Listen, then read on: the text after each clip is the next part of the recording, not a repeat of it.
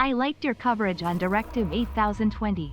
Kept laughing at living with the consequences and the big scary monster. And I think a rewind feature in general reduces playability. Yeah, and I think, some people in the comments were like, well, as always, you just don't have to use it. So like if you don't like the replay feature, you don't have to use it. And just to be clear with everybody, in case you're not familiar with what we're talking about, in the Directive 8020 trailer or a demo thing that I played at Summer Games Fest, they described and showed a replay feature, which means after a big decision or a big thing where something bad can happen, somebody dies or whatever, you can replay and rewind time and then try the other option. And they said it's like an optional thing if you want to experiment with different like outcomes.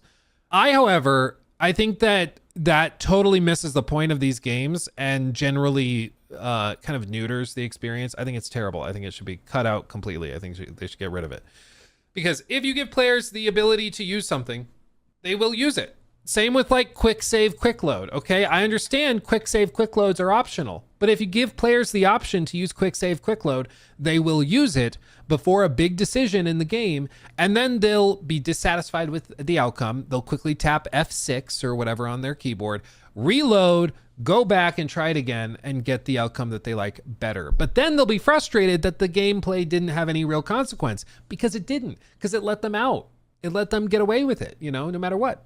So I think that the replay feature is very dumb. And anybody who's like, just don't use it. It's like, okay, if I shouldn't use it, why is it in the game? Like, I understand that it's an accessibility thing, but if it's framed as an accessibility thing, that's one thing. It's being framed as like a key gameplay innovation.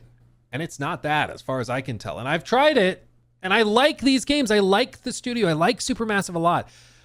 But man, I think it just totally misses the plot. It's like if you're playing any sort of RPG and then there's a big decision and somebody quick loads back and redoes the decision, that kind of ruins the game. It ruins the choice. And in this game, that is all the gameplay is those decisions. It's just a colossal mistake, I think, to integrate it. So, or at the maybe give it as an option after you complete a full run through of the game as like a new game plus thing. Do it like that. But I feel like introducing a rewind option just totally misses the point of these games. And, that's setting aside the other problems I have with what I saw, which, were kind of numerous, unfortunately, but we'll see. Characters had the charisma of a damp piece of toast. Just, we'll see. And I'm saying I loved the quarry. I like these games, but man, I was really frustrated with that demo. I hope it's way better in the final product, but we'll see. No, so Martin, the rewind thing in Life is Strange is not what this is. And if you think it's the same, respectfully, you don't understand what it is in Directive 8020.